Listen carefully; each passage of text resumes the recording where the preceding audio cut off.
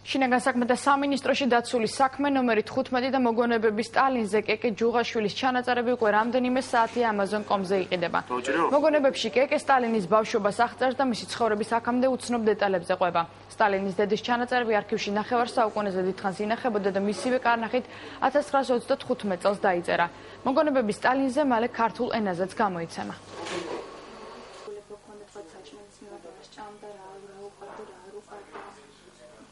ჩვენს არქივში დაცული იყო 1935 წელიდან ინახებოდა მისი დედის მოგონებები, რომელიც არ იყო ფართო საზოგადოებისთვის ცნობილი. ამიტომ ჩავთვალეთ, რომ ეს იქნებოდა ისეთი ტექსტი, ისეთი ასე ვთქვათ, დოკუმენტი, რომელსაც გაეცნობოდა დიდი სიამოვნებით არა მხოლოდ ქართული საზოგადოება, არამედ მთელი მსოფლიო. მოგონებები საკმაოდ საინტერესო იქნება ნებისმიერი მკითხველისთვის, არა მხოლოდ ისტორიის დაინტერესებული ადამიანებისთვის, რადგან ტექსტი ძალიან მარტივია და ძალიან ისეთ ბევრ დეტალს მოიცავს, რაც შეიძლება უცნობი იყოს დღემდე ისტორიკოსებისთვის და საზოგადოებისთვის.